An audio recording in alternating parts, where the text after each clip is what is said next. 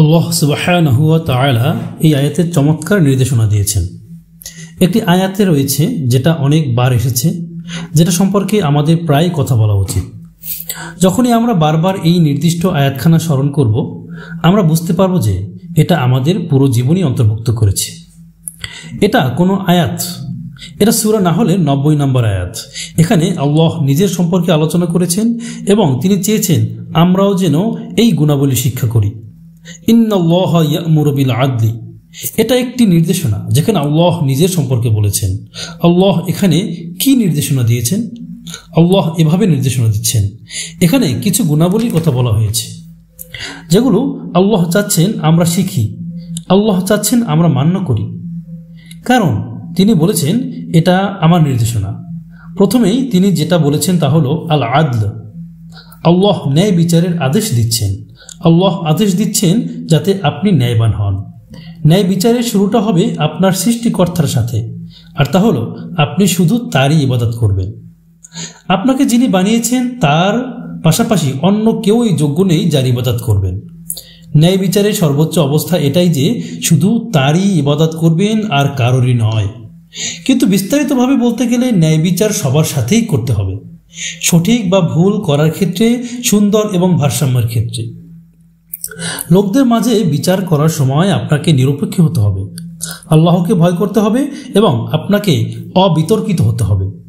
সুতরাং আল্লাহ আপনাকে ন্যায়বান হতে বলেছেন। ইন্নাল্লাহা ইয়া'মুরু বিল আদলি ওয়াল ইহসান, তিনি আদেশ দিচ্ছেন দয়ালু হতে, ভালো হতে, এবং এটা সিরিয়ালের দ্বিতীয় নির্দেশনা। আপনি ন্যায়বান হবেন এবং আপনাকে শিক্ষা দেওয়া হচ্ছে দয়ালু হতে। ওয়া ইতা'i যিল কুরবা, আল্লাহ চাচ্ছেন যে আপনি আপনার অভাবী আত্মীয়দের দান করুন। ইতা'i যিল কুরবা দ্বারা অভাবীদের কথা বলা হয়নি, আত্মীয়দের দেয়ার কথা বলা হয়েছে। কিন্তু এটার দ্বারা কি বুঝতে পারলাম? হ্যাঁ, উপহার দেয়া নেয়া ভিন্ন জিনিস, কিন্তু যে আত্মীয় অভাবে আছে, যদি আপনার দেয়ার সামর্থ্য থাকে তাহলে আল্লাহ চান যে আপনি তাদের কাছে যান এবং কিছু দিন কৃপণতা ছাড়াই। কেন? কারণ আপনার যা প্রয়োজন আল্লাহ আপনাকে তা দিয়েছেন এবং তিনি চান আপনিও মানুষকে দান করুন। এরপর সর্বশক্তিমান আল্লাহ বলেছেন ওয়ায়ানহা আনিল ফাহশাই ওয়াল মুনকারি ওয়াল বাগি, আল্লাহ নিষেধ করেছেন আমাদেরকে, আল্লাহ সতর্ক করেছেন 3টি বিষয়ে। এর মানে এই নয় যে নিষেধের তালিকায় মাত্র 3টি বিষয় রয়েছে, কিন্তু এই নির্দিষ্ট আয়াতে আল্লাহ 3টি বিষয় নিষেধ করেছেন। ওয়ায়ানহা আনিল ফাহশা, আল্লাহ অশ্লীলতাকে নিষেধ করেছেন। অশ্লীল যা কিছুই আছে আমাদের উচিত নয় অন্যের দিকে অবমাননাকর দৃষ্টিতে তাকানো, এটা ভেবে যে এই লোকগুলো কখনোই ভালো পথে আসবে না। হতে পারে তারা আসার জন্য চেষ্টা করছেন, কে জানে, শুধু আল্লাহ তাদের জানেন। এবং এজন্য আল্লাহ বলেন ইয়ানহা আনিল ফাহশা, আল্লাহ সকল ধরনের অশ্লীলতাকে নিষেধ করেছেন। এর মাঝে থাকতে পারে জেনা, পর্নোগ্রাফি থাকতে পারে, উলঙ্গপনা থাকতে পারে, আরও অন্যান্য অনেক কিছুই থাকতে পারে ইসলামিক দৃষ্টিকোণ হতে। সুতরাং একজন ব্যক্তি যদি অনেক বেশি নৈতিকতাপূর্ণ হয়, সে অবশ্যই মানসিকভাবে শান্তিতে থাকবে, তার পরিপূর্ণতার অনুভূতি থাকবে। এক ধরনের নূর তথা আলো তাদের চেহারায় থাকবে, যেটা আল্লাহ আপনাদের ওয়াদা করেছেন, এবং তারা শান্তি অর্জন করবে, একটি শান্তি যেটা এটার সাথে আসবে। আল্লাহ আমাদেরকে সকল প্রকার মঙ্গল দান করুন। আল্লাহ বলেছেন ওয়ায়ানহা আনিল ফাহশাই ওয়াল মুনকার, আল্লাহ আপনাকে অশ্লীল কাজ হতে নিষেধ করেছেন। মুনকার হচ্ছে খারাপ পাপ কাজ, এবং আল বাগি অর্থ হচ্ছে সীমা লঙ্ঘন করা। আল্লাহ চান না যে আমরা সীমা লঙ্ঘন করি, তিনি একটা সীমানা স্থাপন করেছেন, এটা অতিক্রম করিও না।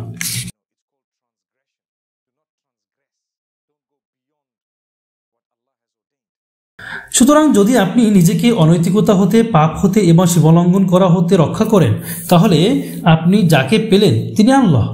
অর্থাৎ আপনি আপনাকে নীতিহীন কাজ হতে, পাপ কাজ হতে এবং সীমালঙ্ঘন করা হতে রক্ষা করলেন। মাশাআল্লাহ।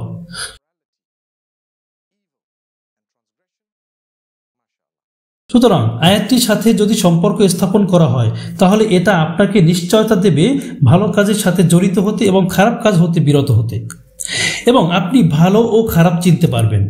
উদাহরণস্বরূপ কেউ হয়তো বলল, আমি কিভাবে পোশাক পরব তাতে এমন কি যায় আসে? ভালো, আপনি যদি একজন ইমানদার হন তাহলে এটা অবশ্যই গুরুত্বপূর্ণ বিষয়। যদি আপনি বিশ্বাস করেন এবং আল্লাহর কথাকে গুরুত্বপূর্ণ মনে করেন, অবশ্যই এটা একটি বড় বিষয়। যদি আল্লাহ বলেন এটা করো না, তাহলে একজন ইমানদার হিসেবে সাহস হয় কি করে সেটা অমান্য করার? এজন্য আল্লাহ বলেন, মা কানা লিমুমিনিন ওয়ালা মুমিনাহ ইযা ক্বাদাল্লাহু ওয়া রাসূলুহু আমরান আন ইয়াকুনা লাহুমুল খিয়ারাতু মিন আমরিহিম, সূরাতুল আহজাব। আল্লাহ বলছেন, একজন বিশ্বাসী পুরুষ কিংবা মহিলার জন্য এটা মানানসই নয় যে তারা নিজেদের ইমানদার দাবি করবে আর বলবে যে আল্লাহ যা আদেশ দিয়েছেন বা নিষেধ করেছেন তাতে আমরাও পছন্দ অপছন্দ থাকবে। রাসূল সাল্লাল্লাহু আলাইহি ওয়াসাল্লাম যা নির্দেশনা দিয়েছেন বা নিষেধ করেছেন তাতে আমার পছন্দ অপছন্দ থাকবে। ঈমান আনয়নের ক্ষেত্রে প্রথম দাবি কি? মনে রাখতে হবে, আমরা বিশ্বাস করি যে আয়াতসমূহ নাজিল করা হয়েছে গুণগত মানের দিক দিয়ে সর্বোত্তম জীবন ধারণের জন্য।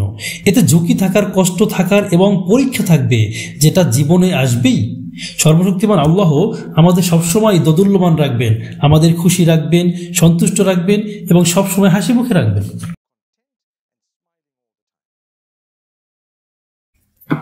আর এজন্যই রাসূল সাল্লাল্লাহু আলাইহি ওয়াসাল্লাম যত দুঃখ কষ্টে আসুক সবসময় আল্লাহর শুকরিয়া আদায় করতেন। যতই খারাপ অবস্থা হোক তিনি সর্বদাই আল্লাহর প্রশংসা করতেন। তিনি যত কষ্টেই থাকতেন না কেন কখনোই আল্লাহর প্রতি অভিযোগ করতেন না। সুতরাং আমরা দোয়া করি যেন আল্লাহ আমাদেরকে কল্যাণ দান করেন। আল্লাহ বলেন, যে ঈমান আনে পুরুষ কিংবা নারী এবং যারা ভালো কাজ করে পুরুষ কিংবা নারী, আল্লাহ তাদের উত্তম জীবন দান করবেন, একটা সুন্দর জীবন, এবং মৃত্যুর পরে তাদের জন্য জান্নাত অপেক্ষা। May Allah grant us goodness in this world and the next. أقول قولي هذا وصلى الله وسلم وبارك على نبينا محمد.